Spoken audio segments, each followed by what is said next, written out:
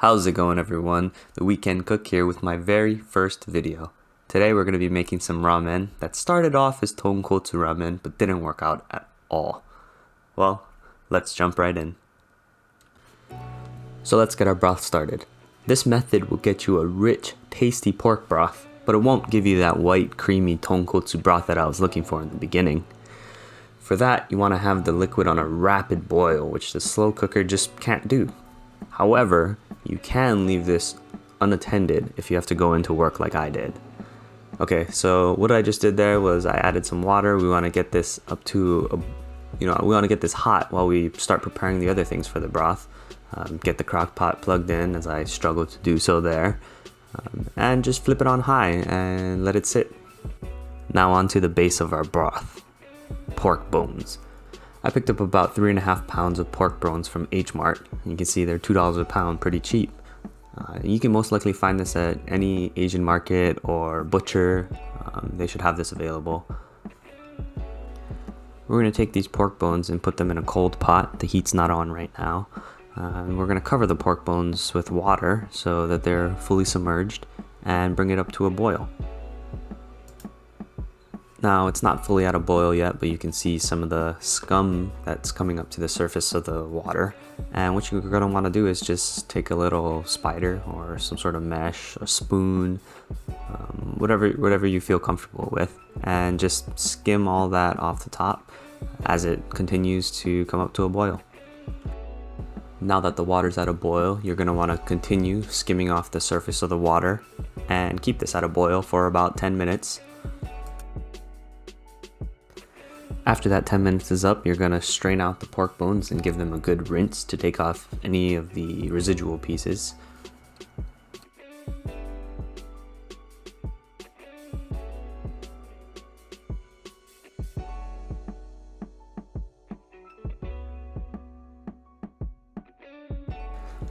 Once your pork bones are rinsed off and ready to go, we're going to go back to our crock pot with the water that we put on before. Should be nice and hot by now. And we're gonna dump in our pork bones and move on to the veggies.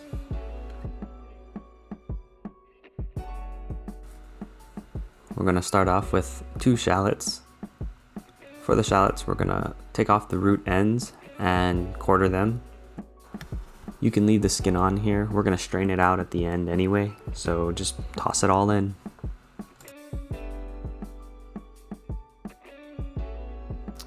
We're going to do the same thing with the onion. We're going to give it a nice quarter. If you want, take off the root ends, take off the skin. If not, just, again, toss it all in.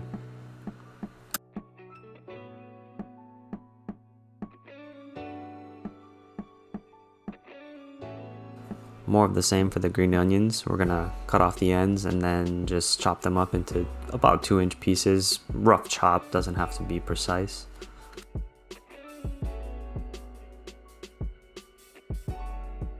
For a new bulb of garlic, you're going to want to take the palm of your hand and just push down hard on it to break them apart. And then with the cloves, what I like to do is take my knife, give it a little 2 taps, and then it becomes easy to peel. Throw the whole peeled clove into the pot and you're ready to go. We're going to do 5 of these. And last, but definitely not least, the ginger. I'm using the technique where you take a spoon and peel the skin off the ginger. I'm still getting used to this method, so it takes me a little while, but it is effective. Finally, once all your ginger is peeled, you can give this a rough chop and throw it in the pot.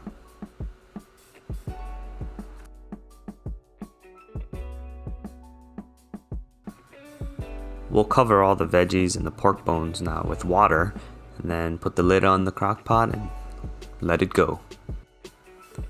Almost 10 hours later, we're going to take a look at our broth. And boy, does that look good. Give it a little stir, get those pork bones off the bottom of the pot, just in case they start burning or, getting stuck to the bottom. You just want to, break it up a little bit. Then on to the protein, a beautiful chashu or a braised pork belly. We'll start with our veggies here. So you see I have a bunch of green onions. We're going to do the same type of chop, roughly 2 inches, just to break them apart and throw them in the pot.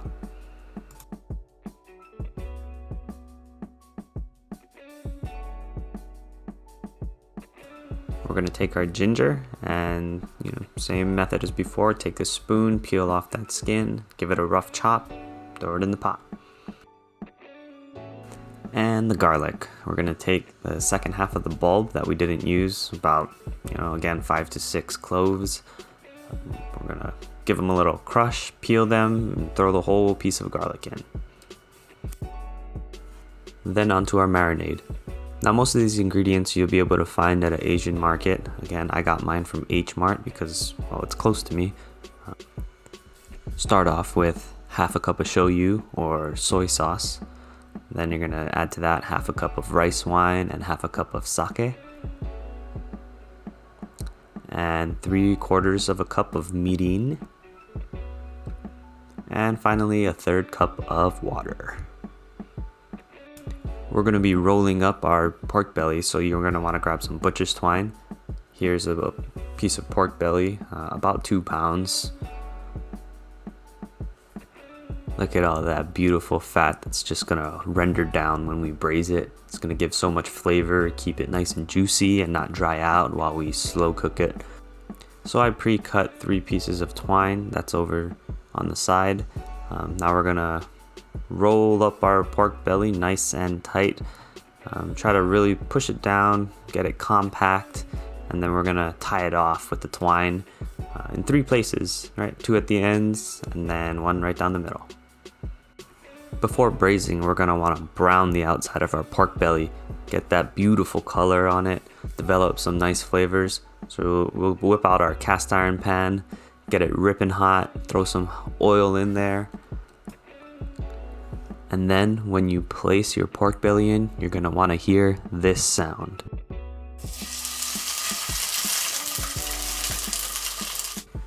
That's how you know you're going to get a great color on this pork belly. The goal here is to develop a nice deep brown crust. So keep your pan on hot, cook each side for about 2 minutes, and then you're ready to place it in your marinade. Here, we're going to cook it on low for 8 hours. Now on to our kombu dashi. A dashi is just a Japanese soup stock that's the base of a lot of dishes, similar to your vegetable stocks or your chicken stocks. So what we're going to do, in a cold pot, we're going to add 4 cups of water. Then we're going to add our kombu or dried kelp. You can get this at your Asian market. Again, I went to H Mart. We're going to take 1 sheet, maybe 2 inches, and cut that up into 3 2-inch by 2-inch pieces and toss them in the water. This will be a short version of a kombu.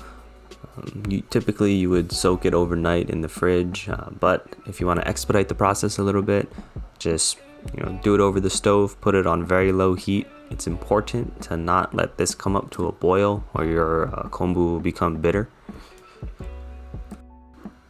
Once it's been on the stove over low heat, remember, not boiling, for about 10 minutes, you're going to want to remove the kombu from the liquid. Now we're going to add some bonito flakes. 1 packet's about 4.5 grams. I got this at H Mart. The bonito flakes will give it a sort of a fishy taste. And what we're going to do here is we're going to bring it up to a boil once the flakes are in, and then turn it off, turn the heat off, cover it, and let it steep like you're making some tea.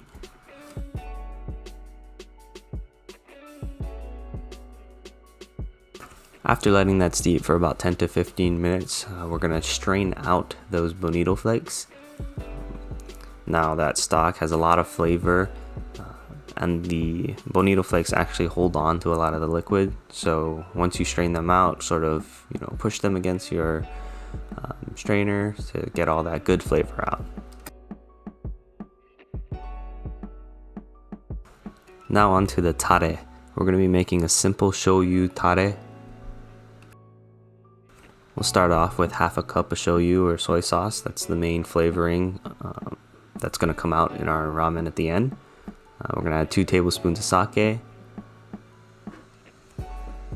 And finally, we're going to add 1 tablespoon of mirin.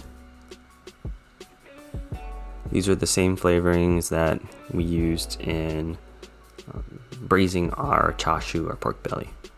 We're gonna throw the tare and the dashi in the fridge and let it sit. And the payoff, 8 hours later, cooking this nice and slow, is our beautiful pork belly. To slice it up, you're just gonna wanna cut maybe 1/2 inch slices. Be careful, it's gonna be very tender at this point. And maybe you might wanna cut off the twine before you start this. You can see on my second cut, sort of gets in the way and falls apart. But look how tender that is. It was good. And then our 24-hour pork bone broth. This has been on high for, as you saw, 23 hours and 40 minutes, almost there. But, you know, it was time. I was hungry. So take out all the big pieces, your vegetables, your pork bones, and put them off to the side. Then you're going to want to strain out all that stock to keep for yourself. We're almost there. Now we're on to our noodles. These are just pre-packaged noodles, so just follow the directions on the box it came in. These are Japanese wheat noodles for ramen, and it takes about 3 to 4 minutes on a rapid boil.